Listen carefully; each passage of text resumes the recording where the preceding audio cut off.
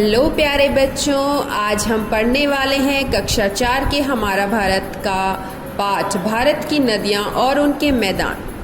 गर्मियों की छुट्टियां समाप्त होने वाली हैं। अनु और तनु छुट्टियों का कार्य पूरा कर चुकी हैं। शाम होते ही टेलीविज़न के पास आकर बैठ जाती हैं कार्टून देखने के लिए, लेकिन अनु के पिताजी आकर चैनल बदल देते हैं और समाचार सुनने लगते हैं। उत्तर भारत की नदियों का पानी लगातार उफान पर, बाढ़ की संभावना है। इस तरह के समाचार दोनों को झकझोर देते हैं। उन्हें समझ में नहीं आता कि एक महीना पहले जो नदियां बिल्कुल सूखी थी, अचानक बाढ़ की स्थिति में कैसे बदल गई।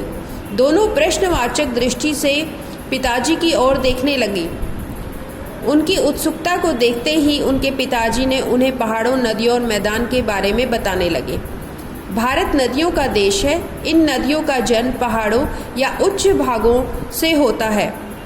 इनका प्रारंभ बर्फ के पिघले पानी या झरनों से प्राप्त जल से होता है। भारत के उत्तर में हिमालय पर्वतमाला है। पर्वतमाला का अर्थ है बहुत सारे पहाड़, एक के बाद एक, आगे पीछे। हिमालय पर्वत बहुत ऊंचे व बड़े हैं। उनकी चोटियाँ बर्फ से ढकी रहती हैं। हिमालय दो शब्दों का मेल है, हिम जमा आलय। इसका मतलब है बर्फ का घर। ये पहाड़ केवल देखने में ही सुंदर नहीं लगते, बल्कि हमारे लिए बहुत उपयोगी भी हैं, क्योंकि इन पहाड़ों से बहुत सारी नदियाँ निकलती हैं। पहाड़ों पर जमी बर्फ के पिघलने से कई नदियाँ बनती हैं। आप देख पा रहे हैं यहाँ ये मानचित्र है जिसमें कि सभी नदियाँ दिखाई गई हैं। सबसे ऊपर आप देख पा रहे हैं सिंधु नदी, गंगा, यमुना। नीचे जाएंगे दक्षिण की ओर नर्मदा, तापी, गोदावरी, कृष्णा, कावेरी। और आप देखेंगे आपके उल्टे हाथ की तरफ अरब सागर है और सीधे हाथ की तरफ बंगाल की खाड़ी है। तो ये सभी नदियाँ अंततः इनमें गिर जाती हैं। आप देखेंगे कि ईस्ट में, ईस्ट यानी पूर्व में आप देखेंगे ब्रह्मपुत्र नदी है।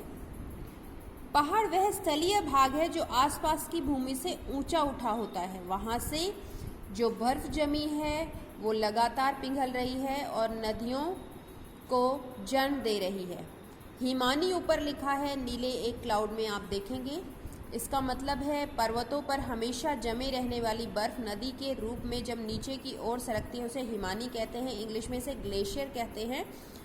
यहाँ आप देखेंगे लिखा है गंगा, गंगोत्री हिमानी से निकलती है और यमुना, यमुनोत्री हिमानी से निकलती है। पर तेजी से बहती हुई, पत्थरों को काटती छाटती हुई मैदान में आ जाती हैं। मार्ग में कई गहरी घाटियों का निर्माण भी करती हैं। मैदानों में आते ही नदी के बहाव थोड़ा धीमा हो जाता है, क्योंकि पहाड़ों की अपेक्षा मैदान समतल होते हैं। मैदानों में नदियां अपने साथ लाई गई मिट्टी व रेत को किनारों पर जमा करने लगती हैं। इससे नदी की चौड़ाई बढ़ने लगती है। इस तरह जमा की हुई मिट्टी के पेड़ों से सड़े गले पत्ते भी मिल जाते हैं, जिससे मिट्टी अधिक उपजाऊ हो जाती है। अब क्या आप समझ सकते हैं कि अधिकतर खेती नदियों के किनारे या आसपास क्यों होती है? क्योंकि वहाँ की मिट्टी उपजाऊ होती है। किस कारण? क्योंकि नदियाँ अपने साथ जो मिट्टी व रेत लाती हैं वो बहुत ही उपजाऊ होती है। मैदानी भाग से होते हुए नदी धीरे धीरे सागर या झील में मिल जाती है। इस प्रकार नदी पर्वत पहाड़ों से होती हुई सागर या झील में समा जाती है। यह सफ़र बहुत ही लंबा होता है। इस सफ़र में नदी कई गांवों, शहरों, देशों को भी पार करती है, जैसे सिंधु नदी भारत और पाकिस्तान। मैदान क्या होता है? समतल भूमि के बड़े भाग को मैदान कहते हैं। से होकर बहती है। मैदानों का निर्माण नदियों द्वारा बहाकर लाई गई मिट्टी जमाव से मैदानों का निर्माण होता है। क्या तुम उस मैदान का नाम बता सकते हो जिस पर दिल्ली स्थित है? उत्तर भारत के में स्थित उत्तर मैदान पंजाब, हरियाणा, उत्तर प्रदेश से होते हुए बंगाल व बिहार राज्य तक फैला है। यह मैदान समतल है और सिंधु, गंगा व उनके सहायक नदियों द्वारा बहाकर लाई गई मिट्टी के जमाव के कारण उपजाऊ भी है। मैदान मानव के रहने के लिए बहुत उपयुक्त क्षेत्र हैं, क्योंकि मकानों के बनाने के लिए और खेती के लिए यहाँ समतल व उपजाऊ भूमि होती है, इसलिए यहाँ की जनसंख्या बहुत अधिक होती है। यहाँ के अधिकतर लोग खेती करते हैं। नदियों के किनारे कई बड़े बड़े नगर बसे हुए हैं, जैसे गंगा नदी के किनारे इलाहाबाद, वाराणसी, पटना व कोलकाता, और यमुना नदी के किनारे दिल्ली व आगरा। दक्षिण भारत में भी कई प्रमुख नदियां हैं, जैसे कृष्णा, कावेरी, गोदावरी। महानदी पूर्वी तट पर बंगाल की खाड़ी में गिरने से पानी का डेल्टा बनती है। नर्मदा और ताप्ती पश्चिमी तट पर अरब सागर में गिरती हैं। इनके किनारे भी बड़े बड़े नगर बसे हुए हैं, जैसे गोदावरी नदी के किनारे नासिक। नदियों का महत्व। सभी नदियां हमारे लिए बहुत उपयोगी हैं, क्योंकि ये हर साल नई मिट्टी बहा कर लाती हैं। यह खेती के लिए बहुत उपजाऊ होती है। नदियों के पानी से पनबिजली जल विद्युत बनाई जाती है। इसके पानी से सिंचाई के द्वारा खेती करने में मदद मिलती है। नदियों के महत्व को और अधिक समझने के लिए आइए हम उत्तरी मैदान में बसे पंजाब राज्य के बारे में जानने का प्रयास करते हैं। पंजाब शब्द पंज-आब से मिलकर बना है। पंच का मतलब है 5 और आब का अर्थ है पानी, अर्थात 5 नदियों द्वारा लाई गई मृदा के निर्माण से बनने वाला क्षेत्र पंजाब। ये 5 नदियां हैं, झेलम, चेनाब, रावी, व्यास व सतलुज। पंजाब राज्य अपनी फसलों, दुग्ध उत्पादों व अच्छे खाने के लिए प्रसिद्ध है। यहाँ के लोगों के भोजन में दूध, घी, मक्खन, लस्सी व पनीर का अधिक उपयोग होता है। यहाँ हर साल इतना अधिक अनाज होता है कि देश भर के व्यापारी यहाँ अनाज लेने आते हैं। पंजाब राज्य में इतनी अच्छी खेती होने के कई कारण हैं। यह समतल मैदानी क्षेत्र है। नदियों के कारण यहाँ की मिट्टी उपजाऊ है। सिंचाई की अच्छी सुविधाएं हैं। नदी से नहरें तथा भूमिगत जल निकलकर सिंचाई की जाती है। सतलुज नदी पर बहुत बड़ा भाखड़ा नांगल बांध बना है। बांध पर बिजली बनाई जाती है, जो विद्युत तारों द्वारा गांव-गांव तक पहुंचती है। यह बांध बाढ़ को रोकने में भी मदद करता है। नदी के पानी को रोककर नहरों द्वारा पानी को गांव व शहरों तक पहुंचाया जाता है। यह पानी सिंचाई व पीने के लिए उपयोग में लाया जाता है। अच्छी सिंचाई के कारण ही पंजाब एक साल में 3 फसलें की जाती हैं, इसलिए यहाँ खेतों पर पूरे साल काम होता है और लहलहाते नज़र आते हैं। यहाँ मुख्य रूप से गेहूं की खेती होती है। देश में नए किस्म के बीज, रासायनिक खाद, दवा, ट्रैक्टर आदि का चलन शुरू हुआ है, तो पंजाब के किसानों ने तेजी से अपनाया। इससे फसलों के उत्पादन में दुगनी तिगुनी वृद्धि हुई, लेकिन आधुनिक तकनीक के अंधाधुंध इस्तेमाल से खेती में नुकसान भी होते हैं।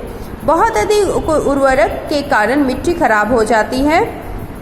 कहीं कहीं मिट्टी में नमक जम जाता है और कहीं कहीं दलदल बन जाता है। इस कारण कुछ क्षेत्रों में जमीन अनउपजाऊ होती जाती है। पंजाब के लोग लोहड़ी, वैसाखी व गुरुपर्व मुख्य रूप से मनाते हैं। हर त्यौहार पर ढोल की ताल के साथ भांगड़ा व गिद्धा किया जाता है। हर त्यौहार को पंजाब के लोग पूरे हर्षोल्लास व जोश से मनाते हैं। यहाँ की सबसे प्रसिद्ध जगह है अमृतसर का स्वर्ण मंदिर। यह सिखों का सबसे प्रमुख तीर्थ स्थान है। आप ये भी जानिए, लुंगी व कुर्ता पहनकर सिर पर रंगीन पगड़ी बांधकर पुरुष जिस नृत्य को करते हैं उसे भांगड़ा व लड़कियां द्वारा नृत्य जो किया जाता है उसे गिद्धा कहा जाता है। पृष्ठ 36 पर आप देखेंगे सतलुज नदी पर बना भाखड़ा नांगल बांध। पहले आप देखेंगे कि पृष्ठ 34 पर ये एक मुख्य बिंदु लिखा है, नदियों के दिए गए मानचित्र में अपने विषय अध्यापक अध्यापिका की मदद से नदियों को ढूंढिए और उनका मार्ग को पहचानिए। तो ये काम हम करेंगे।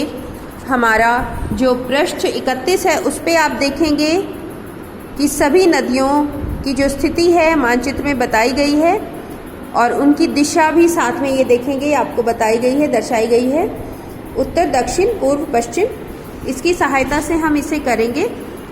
और एक और मुख्य बिंदु है, पंजाब का अर्थ है 5 नदियों द्वारा लाई गई मृदा के निर्माण से बनने वाला क्षेत्र। तो देखा बच्चों आपने, हमारी भारत की नदियाँ हमारे लिए कितनी महत्वपूर्ण है। और हमने 2 प्रकार की नदियों के बारे में जाना, जो कि 2 प्रकार की नदियाँ वो हैं जिनमें जल तो पहाड़ों पर जमी बर्फ़ के कारण बनता है, लेकिन एक में तो 12 मास पानी रहता है और दूसरी वो नदियाँ हैं जिनमें केवल बारिश के मौसम में ही जल अधिक रहता है। तो 12 मासी नदियाँ और मौसमी नदियों के बारे में हमने पढ़ा था। उसके बाद आप देखेंगे जो मैदानी क्षेत्र है, गंगा नदी का मैदानी क्षेत्र आपने देखा, ये बहुत ही उपजाऊ है। और हमने देखा कि यहाँ जो इलाके बसे हुए हैं वहाँ की मिट्टी बहुत उपजाऊ है और वहाँ अत्यधिक खेती होती है। फिर हमने पंजाब के बारे में जाना। पंजाब में हमने देखा कि कितनी उपजाऊ मिट्टी होती है।